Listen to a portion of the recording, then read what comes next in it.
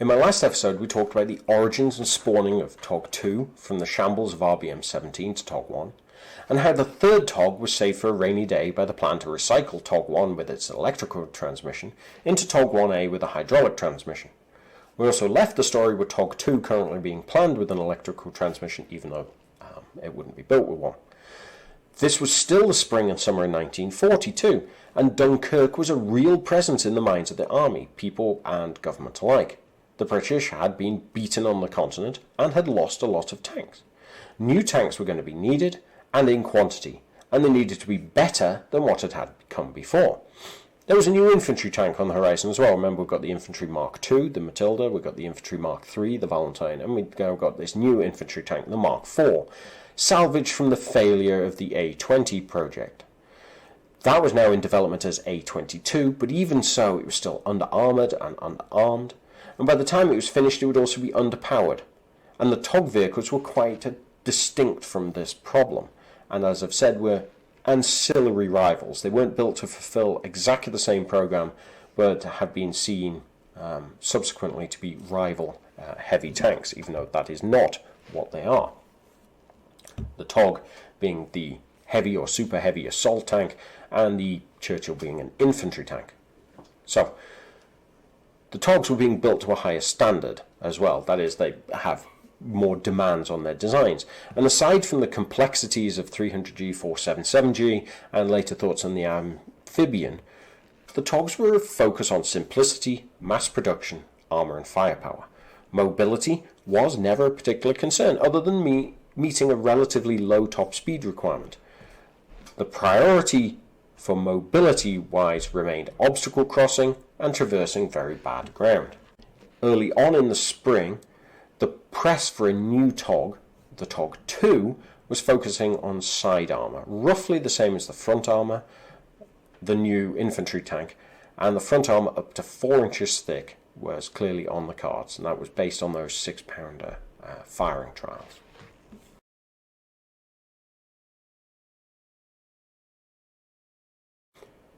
That is just one obvious change to be contemplated by both the SVDC and the tank board, and Churchill personally instructed the board to study this new heavy tank.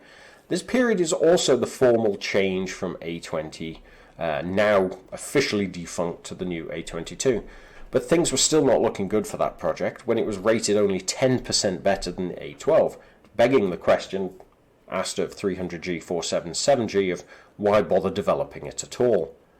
The tank board was informed of the progress of work, and TOG-1 was to be ready by the end of August, and around September the pilot model of TOG-2 was likewise to be ready. Bearing in mind this is just 1 year after work had started, to have not only one new tank in hand, but two, was frankly a phenomenal feat, given the officialdom at which Stern was so often at odds had barely managed to produce a single functional chassis, which, as I said, struggled to be even a minor improvement over an existing vehicle.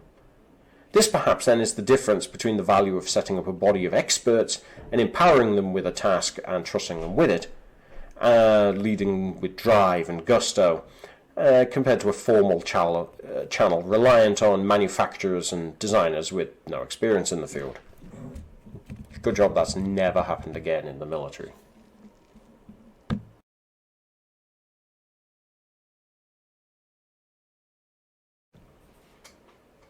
Armour for TOG-2, as presented to the board, had been increased. 80mm, as we mentioned from Pope, was no longer enough, and it was to be improved on a basis of armour 3 inches to 3.5 inches thick. That's 75mm on the lesser parts and 89mm thick, and it was to be carburized too. So we've gone up to 4, we've gone back to 80, now we're settling on 89mm thick and carburized. So that's a face hardening of the armour to improve the quality of it in terms of breaking up uncapped armour piercing shot. This, it was felt, would provide that immunity against 6-pounder armour piercing ammunition. Also in terms of armour was consideration of a spall liner. No, they are not just a modern thing.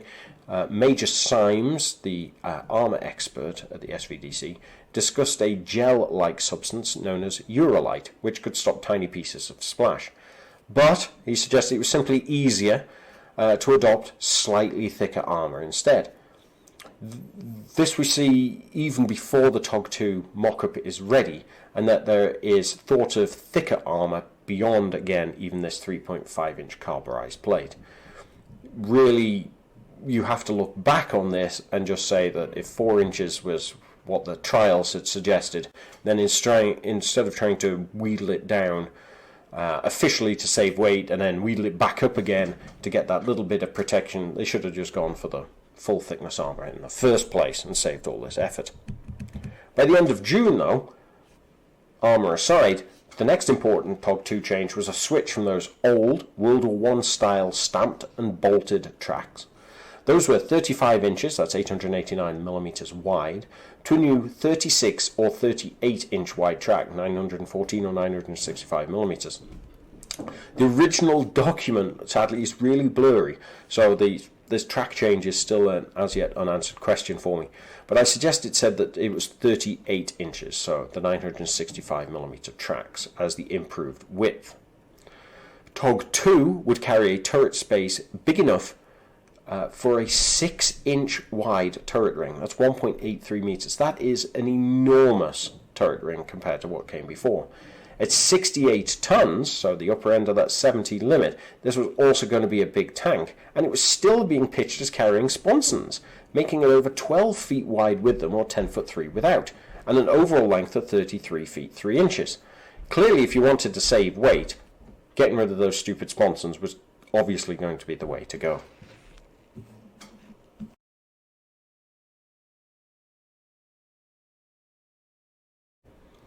The need, however, in June and July 1940 was not for a new design or new thinking, but just for £30,000. That's what was needed.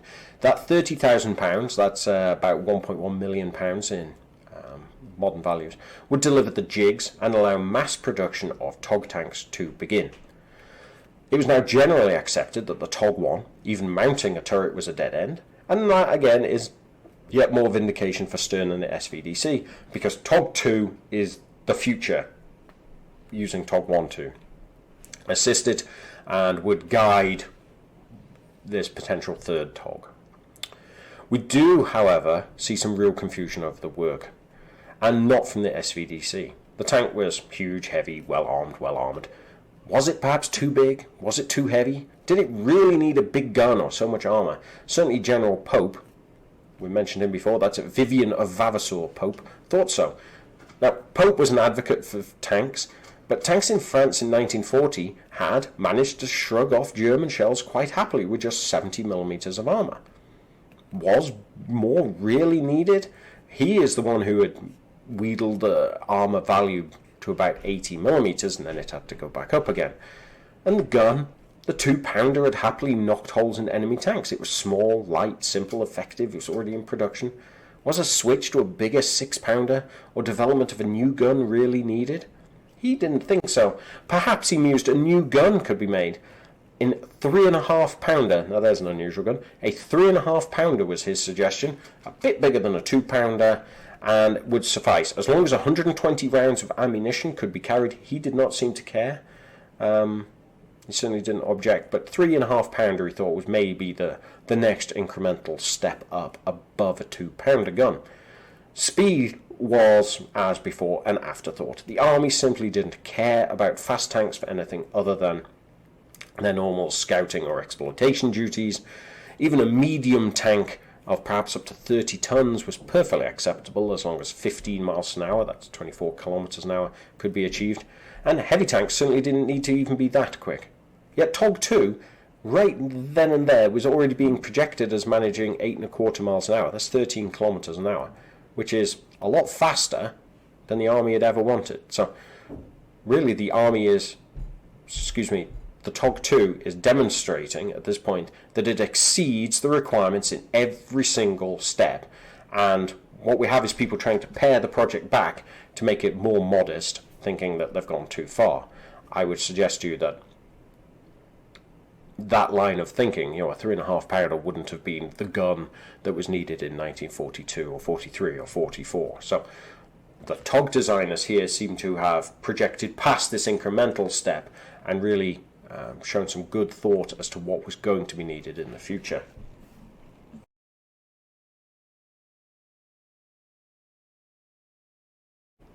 So, if in discussion over the armour of the yet-built TOG-2, you thought it had been settled where we start with maybe 3 inches, then it's 4 inches, then it's 3 to 3.5 inches, then it's 80 millimeters, now it's 89 millimeters, you would be incorrect, because it was still an open debate.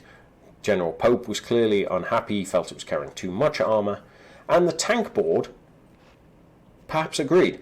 They were insistent that any tank should be proof against the 2-pounder from the front, the German 37mm gun from the sides, and German 20mm gun from above, and should be armed with a gun capable of defeating 100mm of enemy armour at 100 yards.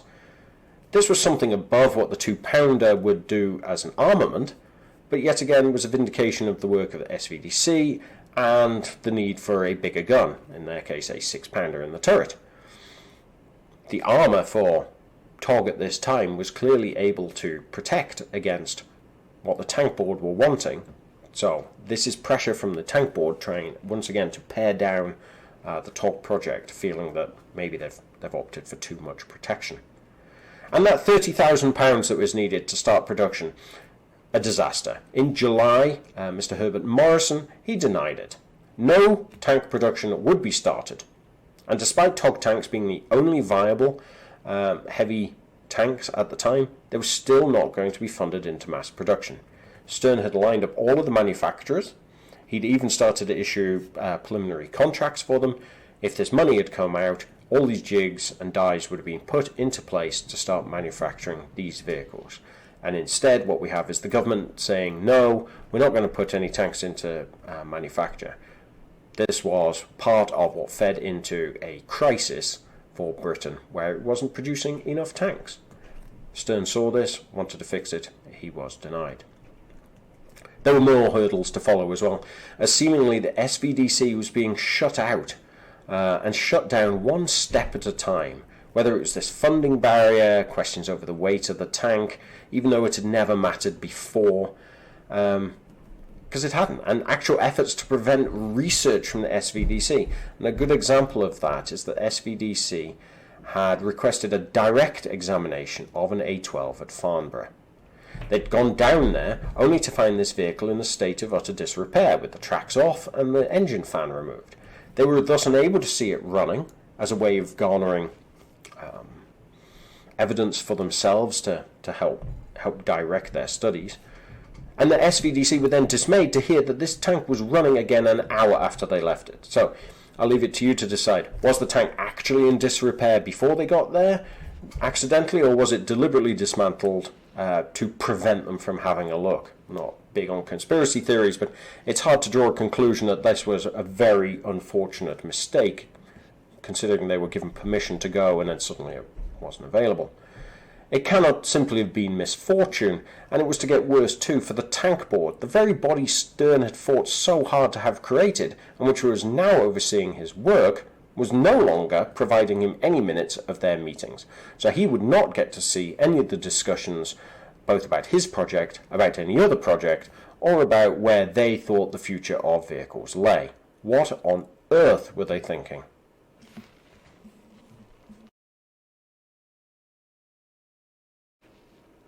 So little now was actually being done. TOG-1 was underway, TOG-2 was likewise underway, although a formal turret had yet to be designed, and official obstacles were being thrown rapidly in front of Stern and the SVDC. In fact, the only improvement we really have to go on at the moment is the turret. So formal approval was given for the delivery of turret from the failed A20 to the TOG project. This is not the A12 turret from A20, but the actual A20 mock-up turret. The A12 turret seen in pictures of A20 is not the dedicated turret for that tank. So they were going to get the A20 mock-up turret, and even though this was just a turret with a ring diameter 55 inches, well below what TOG-2 was capable of mounting, this may well be the mystery turret mounted on TOG-2 during its first outing. It certainly appears visually very similar, with the same flat front, sloping sides, top hat cupola, and rounded mantlet. Until the end of 1940, when TOG 1 and TOG 2 were ready, the team would instead involve themselves now in this amphibian TOG work and even the airborne TOG tank work. With that 55-inch A20 turret, the largest turret that could be mounted on the TOG being 72 inches. And yet, Colonel Blagden was now suggesting as well a step down in capability to just 63 inches. And here there was some fortune perhaps for the TOG 2, because it seems to have saved it from this seeming sidelining that took place. This is because discussion over turret ring size now coincided directly with the origins of a high velocity gun, beyond the 6-pounder even, and this was talk of a study of a new 3-inch 17-pounder high velocity gun being conducted by the Director of Artillery. Such a large gun could, maybe, provide both the heavy anti-concrete gun needed, the anti-armor gun wanted, and the high explosive delivery gun required. So let's recap quick.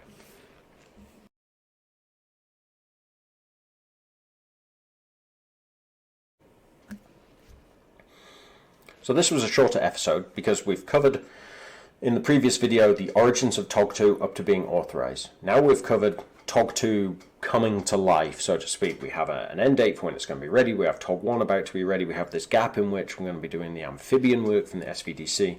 And we start to see hurdle after hurdle after hurdle being thrown in the way of the SVDC and Stern. Stern is being shut out from the tank board. He's clearly being ignored by all and sundry. The SVDC want more armour. The army is trying to step that back. The government is busy taking their engines away for the cultivator project. And then on top of this, we also have this new turret ring. So Colonel Blagden saying, all right, okay, you know, your tank is super big and it can carry a massive turret, but really do you need such a big turret? You know, we already have this A20 turret, that's a 55-inch turret ring. We know it needs to be a bit bigger, so maybe 63 inches. There doesn't seem to be any logic as to why 63 was going to be any better than 55, other than it was going to be just big enough to squeeze in a 6-pounder gun. So each time the SVDC are looking forward and saying, let's go big, let's use the vehicle, use the capabilities it offers us to its maximum, put on as much armor as we can get away with, put in as big a gun as we can get away with. Every step of the way, people are saying, no, you don't need a 6-pounder, maybe a 3.5-pounder. No, you don't need 4 inches. Maybe you only need 80 millimeters. No, you don't need a 6-foot diameter turret ring, maybe 63 inches. No, we're not going to share any information with you. We're not going to share any trials results with you. We're not going to let you examine this A12. We're going to have it taken apart before you get there. It's hard not to draw a conclusion of some kind of, I won't say conspiracy, but a concerted effort to shut these guys down. So that's where we're going to start off our next video, where these vehicles finally show up and make their appearance. So thank you very much for your time. If you like this video and wish to support my work or this channel, my research, then please consider supporting me through Patreon, and be sure to check out FWD Publishing on Facebook and WordPress. Maybe have a look at my books available from my author page at Amazon.com, with all sorts of books available, my latest one being on wading and waterproofing compounds in the run-up to D-Day. I really appreciate you taking the time to listen to this. I hope you find them interesting. And as usual, if you have any questions, please pop them in the questions below, and do all that good, like, subscribe, and share business. The only way we're going to collectively educate people about the TOG is to share these videos. So please do share it with all and sundry, and don't listen to the naysayers or the memes. And that's it. Thank you very much. Good night.